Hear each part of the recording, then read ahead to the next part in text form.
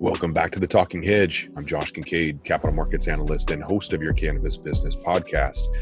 Today's podcast is sponsored by the kink in my neck, like 3 days strong, and it is not going away. So did get a little bit more sleep last night, so that's good.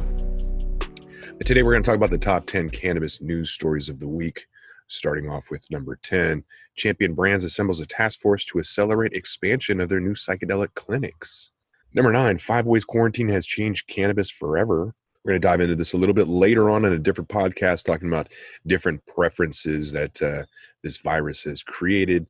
For some customers, cannabis, once considered a discretionary purchase, has fast been added to the list of necessities, fueling an unprecedented green rush with record-breaking sales since lockdown went into force in March. So look for that episode on how this virus has changed the way that cannabis smokers consume.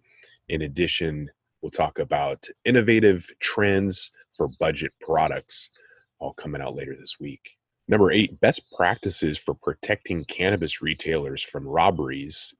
These are one of the biggest threats to the cannabis retailers. And recently, for example, robbers have invaded retail cannabis stores and medical marijuana dispensaries in Bozeman, Montana, Chicago, Sacramento, California, and Seattle.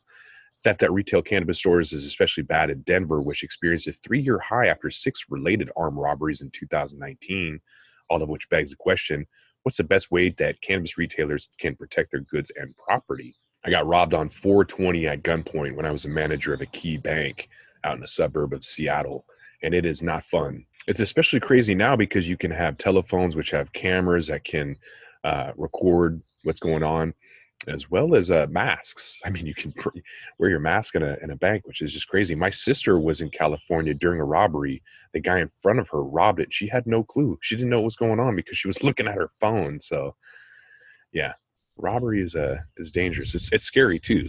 The lactic acid buildup is real. But I digress. Number 7 is a new legislation aims at decriminalizing magic mushrooms in New York State.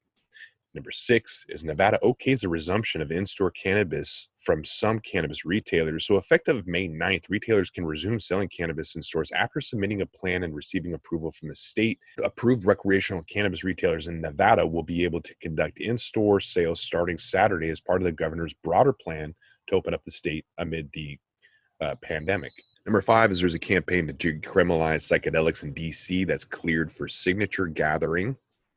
Number 4, Illinois legal cannabis sales during the first full months of coronavirus lockdown amount to over $37 million. Number 3, chairman and CEO of a profitable cannabis firm joins Champion Brands board of directors. Number 2, a $5 billion market valuation for psychedelics may be too low. And number 1, cannabis group asked Congress to include banking access in the next pandemic bill. State legal cannabis businesses are forced to deal with mostly cash basis. A coalition of cannabis advocacy groups sent a letter to the House leadership on Friday asking that they incorporate language allowing for the cannabis industry to access banking services in the upcoming pandemic relief legislation. The banking restrictions means that many cannabis businesses accept only cash for purchases rather than contactless options such as credit cards or remote payment, which hampers recommended social distancing practices.